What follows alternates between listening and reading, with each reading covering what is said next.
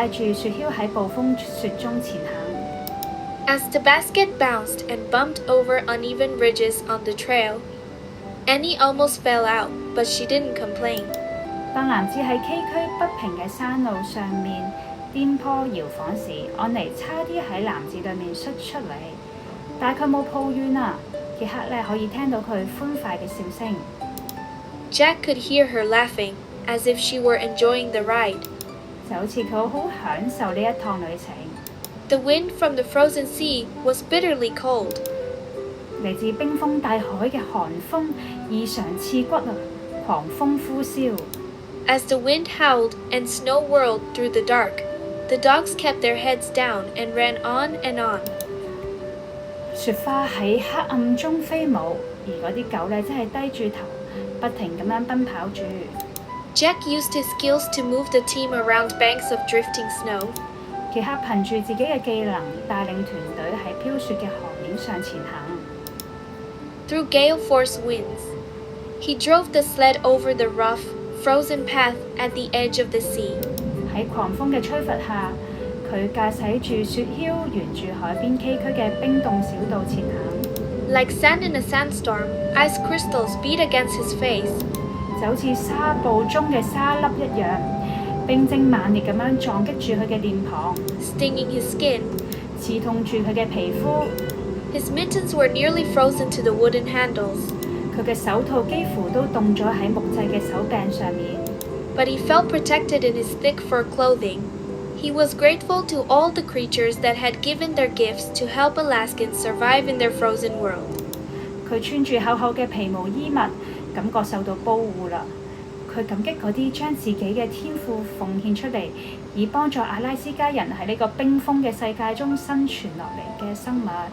As more and more snow stuck to the lenses of his glasses and turned to ice, Jack knew he shouldn't keep driving. We need to switch now, he called to Annie. 隨住越嚟越多嘅雪負喺眼鏡鏡片上並結成咗冰，傑克意識到唔能夠再繼續開車啦。我哋而家要換車啦，佢對安妮喊道。Before he could give a command to stop the dogs, a fierce gust of wind slammed against the sled, sending it into a bank. Jack fell off the runners and was swallowed up in a pile of snow. 當佢仲未嚟得及下達停止驅趕犬群嘅命令時，一陣狂風猛烈咁樣吹向雪橇，將佢咧撞倒咗上山坡。傑克喺雪橇嘅輪子上摔咗落嚟，被埋咗喺一堆雪裡面。Jack, cried Annie, where are you? Jack, 你喺邊度啊 ？Here, here, said Jack, floundering as he tried to get up. 傑克一邊掙扎住想要站起嚟，一邊講道：嚟啦嚟啦，喺度啊！ His heavy fur clothing made it hard for him to stand, but Annie grabbed his hands and helped him to his feet. Together they 佢咧嗰個厚重嘅衣物令到佢好難站穩啊！但係咧，安妮捉住佢嘅手，幫咗佢起身。Pulled the sled out from the snowbank and untangled the rigging. 佢哋一齊將雪橇喺雪堆裡面拖出嚟，並解開咗繩索。I can drive for a while. 我可以開一陣車啊，安妮講到。Said Annie. Okay, said Jack. He sat in the basket. 我可以開一陣。佢話好啦，傑克講到，佢坐咗喺呢個籃子度。Annie stood on the runners. Line out, she shouted. 安妮咧企咗喺跑道上，開始比賽。佢大聲講到。The dogs straightened their lines, but before Annie commanded them to take off, she yelled, "Jack, listen!" 嗰啲狗咧整齊咁樣排好咗隊伍，但係安妮咧下令佢哋出發之前，佢大聲喊道：傑克聽下。Jack listened. He heard the shriek of the wind and the whooshing of snow. Listen to what?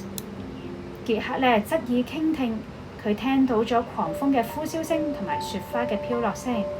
聽乜嘢啊？佢問道。He said, "Bells. I hear bells." Annie shouted. Up ahead. Bells 啊！我聽到 bells 啊 ！Annie 講到。Head. Now Jack could hear the bells, 2 jingling bells. Yes, he said. Another dog team must be coming toward us. 呢個時候，傑克亦都聽到嗰啲鈴鐺聲音啦，清脆嘅鈴聲。冇錯啊！佢講到，肯定又有另一支搜救犬隊伍朝我哋嚟緊啦。Could it be Gunnar, Kassen, and Balto? Shouted Annie. 唔通係古爾納、卡森同埋巴托爾嗎？安妮大聲喊道。Maybe, yelled Jack. The jingling bells grew closer. And closer. Yay! They're coming this way for sure, shouted Annie. 也許啦，傑克大聲講道。叮當嘅鈴聲越嚟越近啦，越嚟越近啦。But the sound of the bells stopped suddenly.